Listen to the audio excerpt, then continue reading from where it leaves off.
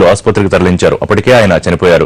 శర్మ కుమారుడు సాయి కుమార్ తెలుగు, కన్నడ భాషల్లో హీరోగా నటించారు. ఇక మనవడు ఆది కూడా ఇప్పుడిప్పుడే హీరోగా ఎదుగుతున్నాడు. కొంతకాలంగా అనారోగ్యంతో బాధపడుతోన్న ఆయన ఆది వివాహానికి హాజరు కాలేకపోయారు. అయితే నిన్న రిసెప్షన్ లో మాత్రం పాల్గొన్నారు. మరుసటి రోజే మరణించడంతో పెళ్లింట్లో విషాదం నెలకొంది. పీజే శర్మ పూర్తి పేరు పూడిపెద్ది జోగేశ్వర శర్మ.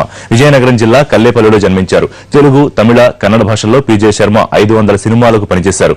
నంది అవార్డుతో పాటు ఫిల్మ్ఫేర్ అవార్డును అందుకున్నారు. తెలుగులో శర్మ నటించిన చివరి సినిమా నాగా.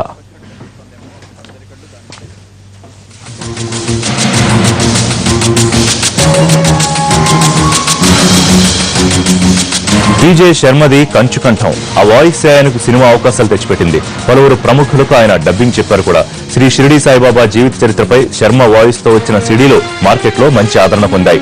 ఆయన కంఠమే ముగ్గురు కుమారులకు వచ్చింది. సాయి కుమార్ కాకుండా మరో కుమారుడు అయ్యప్ప శర్మ కూడా సినిమాల్లో నటించారు. మరో కుమారుడు రవిశంకర్ కూడా డబ్బింగ్ ఆర్టిస్ట్ గా పేరు తెచ్చుకున్నారు.